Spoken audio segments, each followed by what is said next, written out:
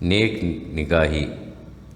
فرمایا حضرت بندہ نواز سید محمد گیسو دراز رحمۃ اللہ علیہ کا ایک شعر ہے، یعنی فرمایا یہی نیک نگاہی اصل چیز ہے، یعنی تمام مجاہدات کا محاصل ہے، اگر یہ نہیں تو تمام مجاہدات بیکار ہیں۔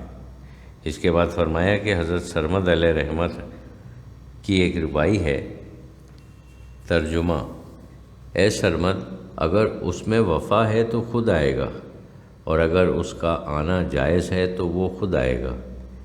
اس کے پیچھے فضول سرگردانی کیوں کرتے ہو؟ بیٹھ جاؤ، اگر وہ خدا ہے تو خود آئے گا۔ مطلب یہ ہے کہ اب ہم سارے کام چھوڑ کر دوست کے دروازے پر بیٹھ گئے ہیں۔ کسی نے اس ربائی پر اعتراض کیا کہ مجاہدہ چھوڑ کر بیٹھ جانا کہاں درست ہے، لیکن ان کو یہ نہیں معلوم کہ در دوست پر جم کر بیٹھنا بھی تو ایک مجاہدہ ہے۔ جب تمام راستے طے ہو چکے تو بس یہی کام باقی رہ گیا کہ دوست کے دروازے پر بیٹھ جائیں اور دروازہ کھلنے کے منتظر رہیں۔ اس کے بعد فرمایا کہ حضرت بایزید بسطامی رحمۃ اللہ علیہ فرماتے ہیں، میں نے 30 سال تک اللہ کے دروازے پر انتظار کیا، 30 سال کے بعد دروازہ کھلا۔ فرمایا بندے کا کام یہیں ختم ہو جاتا ہے، یعنی جب وہ دروازے پر پہنچ کر بیٹھ جاتا ہے۔ اب اللہ کی مرضی جب بھی دروازہ کھولے، اور اس نے وعدہ فرمایا ہے جو لوگ ہماری خاطر مجاہدہ کرتے ہیں ہم انہیں یقیناً اپنے راستے دکھاتے ہیں۔ مولانا کریم رضا صاحب طوائف کے حضور میں فرمایا کہ الہی جان، دہلی میں ایک نہایتی خوبصورت طوائف تھی۔ ایک دن دسہرہ کا جلوس قاضی کے حوض سے گزر کر جواڑی بازار، جو طوائفوں کا بازار ہے، وہاں سے جا رہا تھا۔ لوگوں نے دیکھا کہ اوپر چبوترے پر الہی جان کرسی پر بیٹھی ہوئی ہے اور مولوی کریم رضا صاحب رحمۃ اللہ علیہ اس کے پیچھے ہاتھ باندھے کھڑے ہوئے ہیں۔ فرمایا ایک دفعہ ایک کشمیری طوائف دہلی آئی جو نہایتی حسین تھی، اس کے علاوہ نہایتی اچھا گاتی تھی، فارسی سے اچھی طرح واقف تھی اور بہت حاضر جواب تھی۔ مولوی کریم رضا صاحب رحمۃ اللہ علیہ کو اس سے ملنے کا اشتیاق پیدا ہوا۔ اس کے مکان پر گئے اور دستک دی۔ حضرت نے فرمایا اب یہاں ایک پوائنٹ یعنی نقطہ ہے۔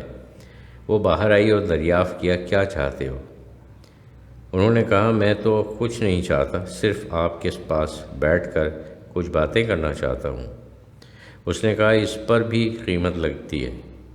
میں 5 منٹ آپ کے پاس بیٹھ گئی اور بیٹھوں گی اور 25 روپے لوں گی۔ انہوں نے کہا میں غریب آدمی ہوں، میرے پاس اتنے روپے کہاں ہیں؟ اس نے کہا نہیں ہیں تو پھر جاؤ۔ ان کے ایک دوست تھے جن کا نام مولوی احمد حسین صاحب تھا، جن کا مزار جے پور میں ہے۔ مولوی کریم رضا صاحب نے یہ ماجرا جا کر ان سے بیان کیا۔ انہوں نے کہا ارے بھائی چلو ہم تم کو لے چلتے ہیں۔ جب وہ دونوں وہاں پہنچے تو مولوی کریم رضا باہر بیٹھ گئے اور کہنے لگے میں تو بلا اجازت اندر نہیں جاؤں گا۔ مولوی احمد حسین صاحب گئے اور دستک دی۔ وہ باہر آئی اور وہی گفتگو ہوئی۔